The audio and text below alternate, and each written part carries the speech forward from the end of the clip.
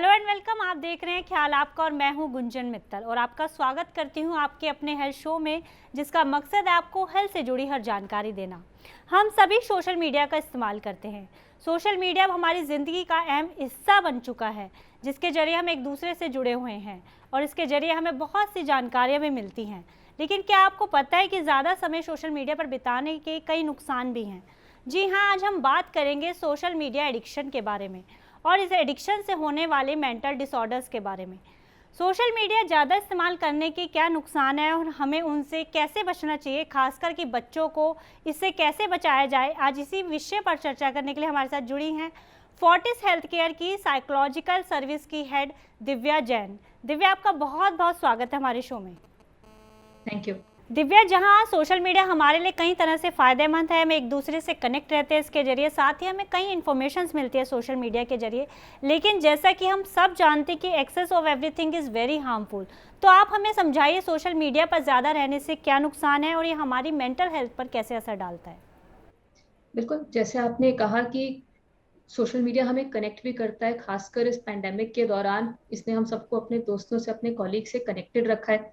अगर ये सोचे कि इस पैंडेमिक के दौरान सोशल मीडिया इंटरनेट होता है ना, तो हम कैसे मैनेज करते। But at the same time हम ये भी देख रहे हैं कि सोशल मीडिया का कंजम्पशन जो है वो बढ़ता चला जा रहा है। जी। कई कई घंटे लोग आजकल सोशल मीडिया पे बिता देते हैं। इसी समय जब वो शायद कुछ पढ़ सकते थे, अपने दोस्तों से असली में बात कर सकते थे, आजकल सिर्फ इमोजीज और थम्स अप साइंस के थ्रू ज्यादातर बातचीत होती है, मीम्स भेजते हैं लोग, लाइक करते हैं। पर जो बातचीत, जो कॉन्वर्सेशन होती थी, जो एक्चुअल ह्यूमन हमारे इमोशंस होते थे, जी। वो कहीं ना कहीं हम कम्युनिकेट नहीं कर पा रहे हैं। लोगों की फिजिकल एक्टिविटी में चेंज आ गया है। सारा टाइम स्क्रीन्स पे ज्यादा रहते हैं, सारी अपनी एक्टिविटीज पे शिफ्ट हो गई है। And eight the same time social media से हमें ये जानते हैं कि media it it self, traditional media भी था, उसके भी फायदे थे, उसके भी नुकसान थे, और यही चीजें अब सोशल मीडिया पे भी आ गई हैं, जहाँ की हम सब लोगों की एक बहुत क्यूरेटेड लाइफ देखते हैं, राइट। हम उनके सबसे हैप्पी मोमेंट्स देखते हैं, हम एकदम पिक्चर परफेक्ट फोटोग्राफ्स देखते हैं। जो एक्चुअली उसके पीछे उस इंसान की लाइफ कैसी चल रही है, उसका आइडिया हमें सोशल मीडिया पे लगता नहीं है। लेकिन हम क्या करते हैं, हम अपने आप को कंपेयर करने लग जाते हैं उन दूसरे लोगों से, और फिर देखते हैं कि मेरा सेल्फ एस्टीम पे उस चीज का कितना इम्पैक्ट लगता है, मुझे क्या लगता है कि मेरी लाइफ में कितनी एक्साइटमेंट है, हम कितने पॉपुलर हैं, हमारे फ्रेंड्स कितने हैं, वो हम अपने फॉलोअर्स से और लाइक्स से मेजर करने लग जाते हैं। सो सेल्फ एस्टीम पे इफेक्ट होता है, बॉडी इमेज पे इफेक्ट आ सकता है। At the same time constant check करते रहते हैं, अगर मैंने कोई फोटो डाली तो उस पर कितने लाइक्स हुए, कितने व्यूज हुए, कितने लोगों ने पॉजिटिव कहा, कितने लोगों ने नेगेटिव कहा। सो इस तरीके से हमारी सारी अटेंशन जो है वो उस सोशल मीडिया के रिवॉर्ड से, वहाँ के इंटरेक्शन से चेंज होती जा रही है। जी। दिव्या, मुझे ये भी बताइए, क्या सोशल मीडिया का ज़्यादा इस्तेमाल करना एक एडिक्शन भी बन सकता है और कैसे पता चलेगा कि कोई जो इंसान है वो सोशल मीडिया एडिक्टेड है? जी, हमें ये देखना है कि आपका सोशल मीडिया से आपकी क्वालिटी ऑफ लाइफ किस तरीके से इफेक्ट हो रही है। जी। I would not go into addiction, because addiction हम अभी स्पेसिफिक चीज़ों के लिए यूज करते हैं। सोशल मीडिया डायग्नोस्टिकली अभी as a part of addiction textbooks में आपको नहीं दिखेगा। बट अगर हम इसके साइकोलॉजिकल कैरेक्टरिस्टिक्स को देखें, अगर हम ये समझें कि एक्चुअली इससे इम्पैक्ट हमारी लाइफ पे क्या हो रहा है, तो हमें ये समझने की जरूरत है कि ये हम किस किस तरह से हम सोशल मीडिया यूज करते हैं। अगर हम सोशल मीडिया को यूज करते हैं नॉलेज गेन करने के लिए, लोगों से कनेक्टेड रहने के लिए, अपने आप को एक्सप्रेस करने के लिए, कुछ क्रिएटिव आउटलेट के लिए, तो it can be a very positive influence also. लेकिन अगर हम इसको यूज करते हैं अपने बाकी के जीवन में जो परेशानियां हो रही हैं उससे भागने के लिए, अगर इसके कारण हमारे हमारी नींद में, हमारे एपेटाइट में चेंजेस आ रहे हैं, जब उस पर ध्यान नहीं दे रहे हैं, अगर आजकल साइबर बुलिंग भी काफी होने लगा है, क्योंकि एक अनोनिमिटी है, ट्रोलिंग होती है लोगों की, तो वो एक तरीके से नेगेटिव इफेक्ट भी आता है। तो हमें ये देखना है कि इंसान के जीवन में फर्क किस तरह से पड़ रहा है, और अगर हम सोशल मीडिया को पॉजिटिव तरीके से यूज करें, नियम में यूज करें, उससे ब्रेक्स लेते रहें। हम डिजिटल डिटॉक्स की बात करते हैं, जो आपने एडिक्शन की बात करी, तो हम पैंडेमिक से पहले लोगों को चैलेंज देते थे कि हर सैटरडे 4 घंटे बिना किसी गैजेट के बताने की कोशिश कर रही है, और इसमें सोना अलाउड नहीं है, क्योंकि आप जैसे टीनेजर को बोलिए 4 घंटे बिना गैजेट, वो सो जाते हैं, चाहे दिन हो या रात हो। जी। तो इस तरह से हमें इस फिनोमिना को समझने की जरूरत है। ओके, तो इससे किस तरह के मेंटल डिसऑर्डर्स हो सकते हैं? जी, तो जहां तक कि मेंटल डिसऑर्डर्स है, मेंटल डिसऑर्डर्स एक कॉम्बिनेशन ऑफ फैक्टर से होते हैं। हमें एक बायोलॉजिकल एस्पेक्ट होता है, कुछ केमिकल्स होते हैं, जेनेटिक्स होते हैं, उससे इफेक्ट आता है। दूसरी तरफ साइकोलॉजिकल फैक्टर्स होते हैं, मेरे सोचने का तरीका, मेरे रिलेशनशिप्स कैसी हैं, मैं स्ट्रेस के साथ कैसे कोप करती हूँ, और सोशल एस्पेक्ट या कि मेरा इन्वायरमेंट कैसा जी। है। हमें ये देखना है कि साइकोलॉजिकली इससे हमें क्या असर पड़ रहा है। अगेन, मेरे सेल्फ एस्टीम पे कितना इसका असर आ रहा है, क्या मेरी क्या मैं इस चीज को, स्ट्रेस को कोप करने के लिए इस्तेमाल कर रही हूँ, इज दिस हेल्पिंग मी, किस तरीके से कंपैरिजंस हो रही हैं, मेरी सेल्फ इमेज, मैं अपने आप के बारे में, शरीर के बारे में क्या सोचते हैं, किस तरह से अपने आप को कंपेयर करते हैं। और आसपास का जो सोशल एनवायरनमेंट है वो भी ज्यादातर ऑनलाइन जाते जा रहा है। ज्यादातर हम एकदम डायरेक्टली 1:1 कोरिलेट नहीं कर पाएंगे कि सोशल मीडिया के यूज से मेंटल हेल्थ के डिसऑर्डर्स होते हैं, पर डेफिनेटली ये एक और स्ट्रेसर बन रहा है, जो वेरियस तरीकों में हमारी साइकोलॉजिकल और सोशल एस्पेक्ट्स पे इंटरफेयर करता है। जी। मीडिया का रिलेशन हमने पहले स्टडीज में ईटिंग डिसऑर्डर्स के साथ देखा गया है, जहाँ पे वो एकदम साइज जीरो टाइप जो परसेप्शन होती है, एक पर्टिकुलर बॉडी टाइप होना चाहिए, तो वो चीज, यस डेफिनेटली आप देखेंगे कि सोशल मीडिया से भी उस चीज का इम्पैक्ट होता है, बट अदरवाइज डायरेक्ट कोरिलेशन नहीं। बट हमारे जीवन जीने के तरीके में, हमारी सोच में, हमारे इमोशंस में डेफिनेटली बदलाव आए। दिव्या, क्या सोशल मीडिया की वजह से एंग्जाइटी और डिप्रेशन जैसी दिक्कतें भी हो सकती हैं? क्योंकि सोशल मीडिया पर लोगों का लाइफस्टाइल देखकर हमें किसी ना किसी चीज़ की कमी महसूस होती है, जैसे अभी आप बता भी रही थी, हम कंपैरिजन करना शुरू कर देते हैं और कंपैरिजन करके दुखी होते हैं। तो क्या ये भी एंग्जाइटी और डिप्रेशन की बड़ी वजह है कि वो बड़ा फेमस है, उसको इतने फॉलोअर्स हैं, तो ये सब भी एक वजह बनती है इसकी? जी, उदासी की वजह डेफिनेटली बन सकती है, थोड़े बहुत ज्यादा स्ट्रेस, टेंशन की, एंग्जाइटी इस तरह से कि हम चिंता करते हैं कि हम जो पोस्ट डालेंगे उसका किस तरीके से रिस्पॉन्स मिलेगा, या जी। अगर मैं कुछ डालूंगी तो उस पर कोई ट्रोलिंग होगी, कितने फ्रेंड्स हैं, साइबर बुलिंग किस तरह से होती है। तो ये एक सोर्स ऑफ स्ट्रेस जरूर बन सकता है।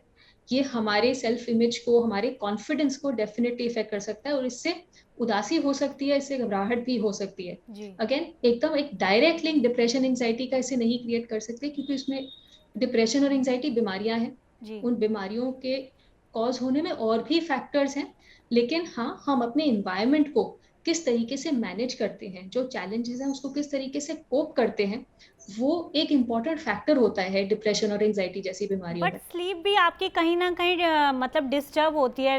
हम यंगस्टर्स को देखते हैं रात को काफ़ी देर तक सोशल मीडिया पे रहते हैं और उनसे स्लीप, उनका डिसऑर्डर की प्रॉब्लम होती है, तो उसका भी इफेक्ट पड़ता है उनकी हेल्थ पे?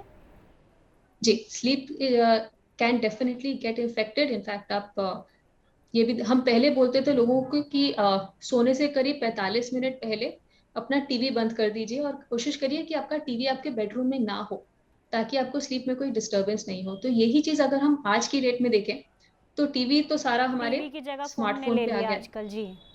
बिल्कुल। और क्या होता है कि सोने से पहले अगर हम इस गैजेट को यूज करते हैं, तो हमारा ब्रेन इतना ज्यादा स्टिमुलेटेड हो जाता है, एकदम अलर्ट अवेक हो जाता है, ज्यादा एक्टिव हो जाता है, और इसलिए जो हमें सोने से पहले रिलैक्स करने की, अनवाइंड करने की जरूरत होती है, वो चीजें नहीं हो पाती। ओके। डेफिनेटली उससे स्लीप रिलेटेड परेशानियां आ सकती है, एंड स्लीप इफेक्ट होगी तो हमारी जीवन की हर एक एस्पेक्ट पे उस चीज का असर आएगा। जी। Divya, fear of missing out क्या है और सोशल मीडिया का ज़्यादा इस्तेमाल करने से लोगों के दिमाग में किस तरह के डर बन सकते हैं? जी, जब मैंने साइकोलॉजी पढ़ी थी तब फियर ऑफ मिसिंग आउट तो होता नहीं था, ये पिछले कुछ सालों में फोमो आया है, और एक नया टर्म है जो लोग आजकल एक्सपीरियंस कर रहे हैं। I would look at it more कि हम समझें कि एक ग्रुप की इंटरेक्शंस कैसे होती है, हमारी सोशल इंटरेक्शंस कैसे होती है, मैं कितना सेटिस्फाइड हूँ अपने जीवन से, वो ज्यादा इंपॉर्टेंट है, ना कि मैं अपने आप को प्रोजेक्ट कैसे करती हूँ। सो अगर हम अपने आप को समझना चाहते हैं, जी। तो एक हमारा रियल सेल्फ होता है, यानी कि मैं कौन हूँ। एक हमारा आइडियल सेल्फ होता है, यानी कि मैं कौन बनना चाहती हूँ। और आजकल हमारा एक पोर्ट्रेट सेल्फ आ गया है कि मैं दूसरों को क्या सिखा रही हूँ, मैं दूसरों को दिखाना क्या चाह रही दिखाना हूँ। चाहती हूँ जी बिल्कुल। अपने बारे में, राइट। जितना ये तीन क्लोज होंगे एक दूसरे से, जितना जो मैं हूँ वो हम्म। मैं दिखाती हूँ, और मैं सोशल मीडिया को उस तरीके से रिलेट करती हूँ, और ये भी समझती हूँ कि दूसरे लोग जो दिखा रहे हैं उसमें कितनी सच्चाई है, किस तरीके से हम मीडिया मैसेजेस को इंटरप्रेट करते हैं। इसलिए हमें लगता है कि मीडिया लिटरेसी के बारे में बच्चों को पढ़ाना बहुत ज्यादा जरूरी है, क्योंकि हमें हजारों हम्म। मीडिया मैसेजेस रोज मिलते हैं। हमें ये सोचना जरूरी है कि इस एक फोटो को खींचने के लिए इस इंसान ने कितनी फोटोज खींची हैं, जी। राइट। 100 फोटोज खींची होंगी, उसको फिल्टर लगाए होंगे अलग अलग, और फिर एक पिक करके किया होगा। उससे पहले क्या परेशानी होगी, उसके बाद क्या परेशानी जी होगी, कितना बिल्कुल। खुश एक्चुअली होंगे, इन चीजों को हमें समझना पड़ेगा। तो हमें मीडिया के मैसेजेस को लेके ज्यादा लिटरेट होना पड़ेगा, उनको ज्यादा बारीकी से समझना पड़ेगा कि जो हम देख रहे हैं मीडिया में वो असल में सच्चाई नहीं है, वो हमें दिखाया जा रहा है अलग अलग वजहों से। जी। ये भी बताइए, ये जो सोशल मीडिया की जो लत है बच्चों में काफ़ी आम होती जा रही है और ख़ासकर छोटे बच्चों में, क्योंकि अब धीरे-धीरे स्कूल्स खुल रहे हैं, तो क्या बच्चे पहले वाले टाइम टेबल पर लौट आएँगे? जिस तरह से हम देख रहे हैं कि पहले बहुत ज़्यादा एक्टिव रहते थे अपनी टैबलेट्स और लैपटॉप पे, तो आपको लगता है कि धीरे-धीरे वो अपने टाइम टेबल पे फिर से लौट आएँगे, स्कूल जाएँगे, फिज़िकल एक्टिविटीज़ करेंगे, ऐसा होगा? जी बिल्कुल, आई कांट वेट। मुझे लगता है कि अगर हम स्कूल से स्पोर्ट्स निकाल दें, एक्स्ट्रा करिकुलर्स निकाल दें और सिर्फ पढ़ाई छोड़ दें, तो डोंट नो कितने बच्चों को एक्चुअली स्कूल जाना पसंद आएगा और जी। हम एक्चुअली क्या क्या सीख भी पाएंगे। बट डेफिनेटली यस, थोड़ा टाइम जरूर लगेगा। जैसे बच्चों को ऑफलाइन रियल स्कूल से ऑनलाइन में शिफ्ट होने में थोड़ा टाइम लगा था, वैसे ही थोड़ा समय लगता है वापस स्कूल में जाके अडेप्ट होने को। और मुझे लगता है कि जब बच्चे स्कूल जाते हैं तो हमें स्पोर्ट्स को, एक्स्ट्रा करिकुलर एक्टिविटीज को, ग्रुप एक्टिविटीज, प्रोजेक्ट्स, इन तरह की चीजों को ज्यादा इंपॉर्टेंस देने की जरूरत है, क्योंकि यही चीजें बच्चों की लाइफ में मिसिंग रही हैं। जी। और बच्चों को खेलना अच्छा लगता है, लोगों को, आप म्यूजिक हो, क्रिएटिविटी हो, ड्राइंग हो, स्पोर्ट्स हो, बच्चों को इन चीजों में मजा आता है। तो हुँ। जितना हम उनको वो अपॉर्चुनिटीज देंगे, जितना हम चीजों को इंकरेज करेंगे, स्कूल में भी, वापस घर आके भी, it will definitely be very good for children, और वो एडजस्ट करेंगे। Because okay. मुझे लगता है कि अगर कंपैरिजन हो कि आप क्रिकेट एक कंप्यूटर पे खेलें और क्रिकेट एक्चुअली खेलें, तो आई एम श्योर ज्यादातर लोग जी असली में बिल्कुल। खेलना प्रेफर करेंगे। दिव्या, मैं कुछ बिना गेम्स के नाम लिए उन गेम्स के बारे में बात करना चाहूँगी कि कुछ ऑनलाइन गेम्स की वजह से बच्चों की पढ़ाई और बिहेवियर पर बहुत असर पड़ रहा था, हमने देखा था पिछले कुछ दिनों में। तो आप इसके बारे में क्या कहना चाहेंगी? जी, सो ऑनलाइन गेम्स हमारे रहेंगे, मुझे नहीं लगता कि हम उससे दूर जा सकते हैं। बच्चों को गेम्स खेलने में मजा आता है तो डेफिनेटली वो एक्सपोजर तो रहेगा। बट इन गेम्स के बारे में मल्टीपल चीजें हैं जो कभी कभी प्रॉब्लम कर सकती हैं। एक ये है कि बच्चों को कई बार पता नहीं होता कि वो किस टाइप ऑफ गेम में इन्वॉल्व हो रहे हैं, उसके क्या कॉन्सिक्वेंसेज होते हैं। कुछ में आई बिलीव कि मनी का ट्रांजैक्शन भी हो जाता है, जिसमें पेरेंट्स को पता नहीं होता है। सो फॉर दैट, पेरेंट्स जितना ओपन कम्युनिकेशन रखेंगे, स्कूल्स जितनी बच्चों से बात करेंगे, इन चीज़ों के बारे में जागरूकता फैलाएंगे कि कैसे इन चीज़ों को समझना है, टर्म्स एंड कंडीशंस क्या होती हैं, उसको कैसे मैनेज करना है। At the same time, online gaming से भी हमें थोड़ी बहुत लत लग सकती है। हुँ। वो एक टेंडेंसी होती है, जो हमारे ब्रेन में वो डोपामिन के केमिकल्स बढ़ जाते हैं, हमें लगता है कि हम बार बार खेलना चाहते हैं। तो गेमिंग से एक्चुअली लत लगने की पॉसिबिलिटी है, इसको हम बिहेवियरल एडिक्शन की ओर मानते हैं। अगेन ये एक बीमारी होगी। हमें ये देखना है कि हम बच्चों को कैसे करेक्ट स्किल्स दें कि वो सोशल मीडिया से, गेम से रिलेट कर पाए, बट वाइल ऑल्सो अपनी सेहत का ख्याल बिल्कुल। रखते हुए जी। समझ पाए कि जिस चीज में इन्वॉल्व हो रहे हैं उसके क्या रिस्क हैं, उसको किस तरीके से खेलना है, बैलेंस में कैसे रखना है। जी। तो आप गेम खेल भी रहे हैं तब भी सोना जरूरी है, खाना खाना जरूरी है, पढ़ाई करना, स्कूल जाना, अपने एक्चुअल दोस्तों से बात करना, अपने पेरेंट्स से शेयर करना, ये सारी चीजें इंपॉर्टेंस है। अगर इन चीजों को हम बैलेंस कर पाते हैं हुँ। तो बच्चे गेम, सोशल मीडिया, इन सब चीजों को भी निगोशिएट कर पाएंगे। जी दिव्या, चलते चलते मैं आपसे जानना चाहूँगी, सोशल मीडिया हमारे लिए बहुत ही ज़्यादा ज़रूरी है क्योंकि आजकल ज़्यादातर जानकारी हमें सोशल मीडिया से ही मिलती है, इसलिए आप हमें बताएं कि हम सोशल मीडिया से होने वाले नुकसान से कैसे बच सकते हैं और ख़ासकर कि बच्चों को इसके बुरे प्रभाव से कैसे बचा सकते हैं। सो दो चीज़ें हैं। एक तरफ ये है कि हमें अपना सोशल मीडिया का कंजम्पशन थोड़ा सा बदलना पड़ेगा, लिमिटेड करना उसको चाहिए। थोड़ा सा कम करें और दूसरी चीज़ों को लाइफ में ज़्यादा इंपॉर्टेंस दें। और मुझे लगता है इसके लिए ना सिर्फ बच्चों का पर पेरेंट्स का भी रिस्पॉन्सिबिलिटी है, क्योंकि बच्चे जो है वो पेरेंट्स से, बड़ों से सीखते हैं। जी तो अगर पेरेंट्स ज्यादा टाइम अपने फोन पे बिताएंगे तो बच्चे भी जाहिर सी बात है ज्यादा टाइम फोन पे बिताएंगे। तो इसमें रिस्पॉन्सिबिलिटी दोनों की है। कुछ और करिए साथ में, कुछ गेम्स खेलिए, कुछ एक्टिविटीज करिए, आउटडोर करिए, तो उससे डेफिनेटली इंप्रूव होगा। एंड अगर सोशल मीडिया भी है तो उसको भी आप पॉजिटिवली यूज करने की कोशिश करिए। जी बच्चों के साथ face to face video calls करिए, ये इंकरेज करिए कि थम्स अप इमोजीज के अलावा एक्चुअल वर्ड्स का यूज करें, पॉजिटिव मैसेजेस फैलाएं, लोगों को अच्छी चीजें बोले, ना कि ट्रोल करें। तो ये एक तरीका हो गया कि हम सोशल मीडिया को पॉजिटिवली और बैलेंस तरीके में कैसे यूज कर सकते हैं। ओके और दूसरी तरफ media literacy is an absolute must. हमें मीडिया लिटरेसी स्कूल के लेवल पे, पेरेंट्स के लेवल पे डेफिनेटली इंट्रोड्यूस करने की जरूरत है एज अ लाइफ स्किल, क्योंकि मुझे लगता है मीडिया लिटरेसी से ज्यादा जरूरी लाइफ स्किल है नहीं। तो अगर आप कुछ भी मैसेज देखते हैं, चाहे वो सोशल मीडिया पे आपकी फ्रेंड की पोस्ट हो, चाहे वो न्यूज में हो, टीवी पे हो, कहीं भी, थोड़ा उसको क्रिटिकली सोचिए। थोड़ा ये सोचिए कि ये मैसेज किसने बनाया है, इसके पेमेंट किसने करी है, क्या वजह है जो वो आपको ये दिखा रहे हैं, ये पोस्ट किसके लिए बनाई गई है, इसके टारगेट ऑडियंस क्या है, क्या टेक्निक यूज करी है जिससे आपको ये चीज ज्यादा अच्छी लगे, किस टाइप के फिल्टर्स यूज किए हैं, किस टाइप के बायसेस, स्टीरियोटाइप्स इस चीज में है, किस टाइप का लाइफस्टाइल ये लोग प्रमोट कर रहे हैं। क्योंकि सोशल मीडिया से हम सीखते बहुत हैं, क्योंकि लर्निंग जो है वो ज्यादातर ऑब्जर्वेशनल होती है। जो जी हम लोगों को करते हुए देखते हैं वो हम बिना रियलाइज करे फॉलो करने लग जाते हैं। तो इस इम्पैक्ट चीज को बहुत हमें पड़ता ज्यादा है सोशल कॉन्शियस, मीडिया का।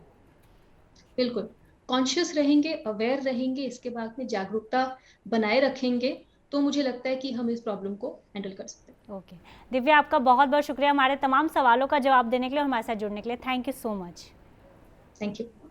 सोशल मीडिया जहाँ से हमें कई जानकारियाँ मिलती हैं, लेकिन हम सारा दिन सोशल मीडिया का इस्तेमाल करते रहते हैं, जिसके कारण हमें कई समस्याओं का सामना भी करना पड़ सकता है। तो इसलिए सोशल मीडिया का इस्तेमाल लिमिटेड करें और इसके साथ ही अपने परिवार और दोस्तों के साथ समय ज़रूर बिताएं। अब हमें दीजिए इजाज़त, हम कल फिर हाजिर होंगे हेल्थ से जुड़ी नई जानकारी के साथ। तब तक आप अपना और अपनों का ध्यान रखिए। चलते चलते हम आपको बताना चाहते हैं TV9 डिजिटल के न्यू इनिशिएटिव TV9 वैन के बारे में। आखिर क्या है इनिशिएटिव, आइए देखते हैं इस छोटी सी वीडियो में। Today, doctors are busier than ever providing care and advice to patients. And the reality is that an average patient now spends much more time in the waiting room than in the doctor's chamber. With such a captive audience, it's time to put their wait time to good use. Introducing TV9 Waiting Area Network that provides premium patient engagement experience through engaging and informative videos. These videos are created keeping in mind an Indian patient seeking medical attention. TV9 Waiting Area Network provides a perfect platform for educating the patients on everything a doctor's practice has to offer while elevating the doctor's brand at the same time. As a doctor, all you need is to have Wi-Fi at your clinic and we'll take care of the rest. We provide you with a TV, a media player, your clinic profile, and a playlist customized as per your practice.